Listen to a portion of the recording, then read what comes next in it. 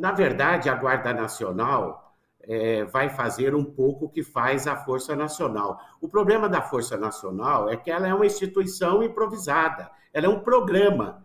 Ela sequer se chama instituição policial, é um programa do Ministério da Justiça.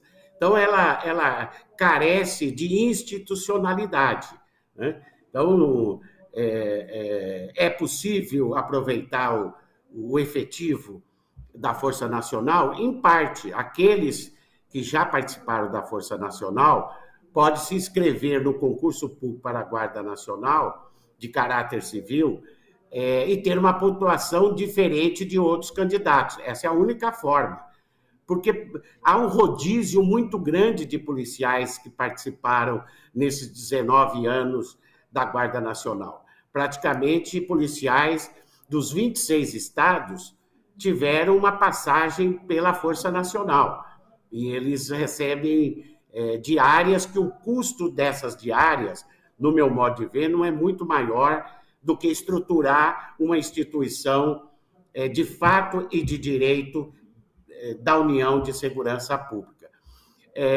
Teve um ouvinte nosso aqui que tem medo da palavra Guarda Nacional, né?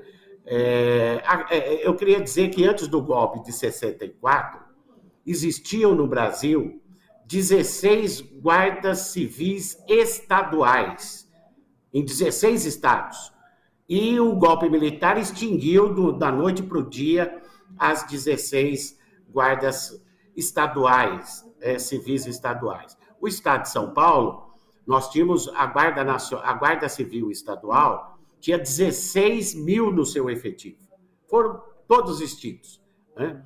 Então, a tradição de Guarda Nacional Estadual é uma instituição de caráter civil, não de estrutura militar, né? Aliás, sem querer te interromper, e já interrompendo, muitos dizem que a polícia militar é herança direta da ditadura, embora ela tenha sido criada antes, né? Eu acho que a ditadura, o período militar, a partir de 64, aperfeiçoou a estrutura de uma instituição policial militar ostensiva. Porque, na verdade, as polícias militares existem antes da República, né? A Força Nacional, por exemplo, que já existia no começo da República, ela já era militar, né? E antes da Força Pública de São Paulo, por exemplo, existia guarda permanente, o Império criou várias instituições militares. A partir da República, essas instituições mudaram de nome e, em 64, com o golpe, a partir de 1970, foram todas extintas e viraram polícia militar. Então, a cultura de ter policiamento ostensivo militar no Brasil não nasceu com o golpe de 64, mas eles aperfeiçoaram isso a partir de 64. Então, eu acho que nós temos que limitar a presença das Forças Armadas na área de segurança pública. Segurança pública é uma função de caráter civil, a segurança pública.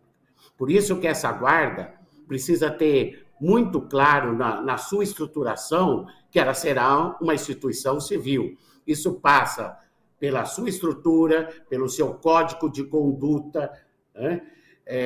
E ela vai ter um papel estratégico para fazer aquilo que nesses 19 anos a Força Nacional fez de maneira improvisada. Não tem uma estrutura hierárquica na Força Nacional, né? Se tiver um excesso, né, numa das ações da Força Nacional, quem vai apurar? Vai apurar as corregedorias dos estados da onde vieram os policiais? Não, porque eles estavam servindo a União. Vai punir a União? Não, a União não pode punir porque a Força Nacional é um programa. Então, essa improvisação não ajuda o setor de segurança pública. E agora, a partir dessa tentativa de golpe, né? Que teve acampamento golpistas não só no Distrito Federal, mas no país inteiro. É o momento mais propício para se pensar numa grande instituição nacional de caráter civil para trabalhar na segurança pública. Porque a Polícia Federal é a Polícia Judiciária Investigativa. Ela não vai dar conta de fazer esse trabalho, né, que eu acho a Guarda Nacional pode fazer. A Polícia Rodoviária Federal tem que fazer o trabalho de cuidar das rodovias federais. No governo da extrema-direita, eles passaram a extrapolar a sua ação, né? E aí chegou no limite do caso absurdo, né? Em Sergipe, em que o cidadão negro com problema de saúde mental foi executado por policiais rodoviários federais numa câmara de gás improvisada. Então, nós temos que colocar a Polícia Rodoviária Federal para ela fazer a sua função institucional, que é dar segurança nas rodovias, né? E ela fazendo isso, quem vai cuidar, por exemplo, de atos antidemocráticos ou tentativa de golpe? A Guarda Nacional pode ter esse papel estratégico, né? E eu não tenho dúvidas que a curto e médio prazo os governos do campo democrático não vão precisar mais usar tanta LGO, garantia da lei e da ordem, né? Porque terá uma instituição nacional adequada, preparada para atuar, por exemplo, quando tiver uma crise de segurança pública nos estados. Mas, fundamentalmente, eu acho que o papel da Guarda Nacional de caráter civil é cuidar das fronteiras, né? É cuidar da Amazônia. E desculpa mais uma vez, cuidar da sede do governo, né? Que a ideia do Flávio Dino é essa. Dos três poderes. Eu escrevi isso, você no artigo, que pode ter uma parte do efetivo especificamente para cuidar dos poderes, dos três poderes da República, né? Inclusive até das embaixadas, se for o caso. Agora, para isso, precisa ter um efetivo adequado, né? Eu sugeri iniciar com 5.000 policiais, mas fixar na própria PEC que ela pode chegar a 15.000 policiais, que seria o efetivo adequado. Efetivo fixado é para indicar até onde pode ir o efetivo de uma instituição policial. Então, começa com 5 e pode ir a 15.000, que com 15.000 no efetivo, eu acho que ela consegue cumprir essa missão de trabalhar bem nas fronteiras, na Amazônia e proteger o Distrito Federal. Enquanto isso não acontece, né, você sabe que grande parte do salário da Polícia Militar do Distrito Federal é pago pela União. Sim. Né?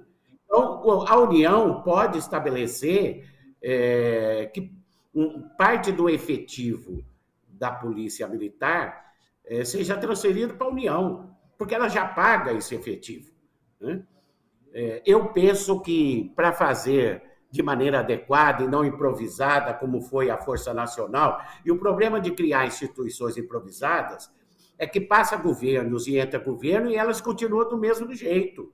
A Força Nacional era para existir durante 3, 4 anos, ela vai completar 20 anos, e exatamente igual, né? Amontoado de policiais dos vários estados. Isso é improviso, né? Então, a minha expectativa é que no terceiro governo do presidente Lula se resolva esse improviso, crie uma instituição forte, né?